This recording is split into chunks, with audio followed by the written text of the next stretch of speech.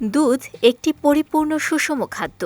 এতে রয়েছে calcium, protein ও নানা ধরনের প্রয়োজনীয় ভিটামিন, যা হাড় মজবুত করে, শক্তি যোগায় এবং শরীর সুস্থ রাখতে সহায়তা করে। নিয়মিত দুধ পান করলে ভিটামিনের ঘাটতি পূরণ হয়। তবে দুধ যতই উপকারী হোক, কিছু খাবারের সঙ্গে একসঙ্গে খেলে উপকারের বদলে শরীরের ক্ষতি হওয়ার আশঙ্কা তৈরি হয়।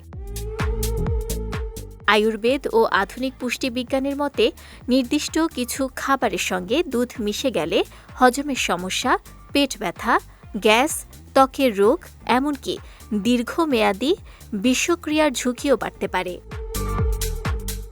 টক জাতীয় ফল যেমন লেবু, কমলালেবু, আনারস বা আঙুরের সঙ্গে দুধ খাওয়া উচিত নয়।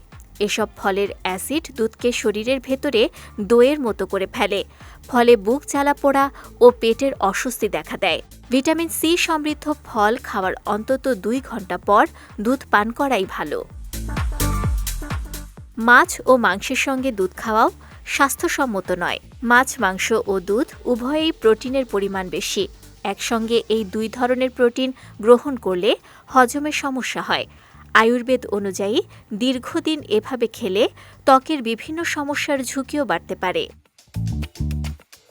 অনেকে দুধের সঙ্গে বিস্কুট, চিপস বা লবণাক্ত খাবার খান, কিন্তু দুধের প্রোটিন লবণের সংস্পর্শে গেলে হজমে বাধা সৃষ্টি করে এবং শরীরে পানি জমার প্রবণতা বাড়ায়। কলা পুষ্টিকর হলেও দুধের সঙ্গে একসঙ্গে খেলে শরীরে ভারী ভাব তৈরি করে এবং সাইনাসের সমস্যা বাড়াতে পারে। তরমুজ ও শসার ক্ষেত্রেও একই সতর্কতা প্রযোজ্য।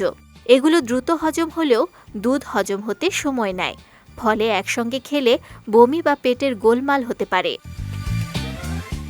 সঠিক খাবার সংমিশ্রণ মেনে দুধ পান করলে উপকার মিলবে, আর ভুল কম্বিনেশন এড়িয়ে চললে শরীর থাকবে সুস্থ।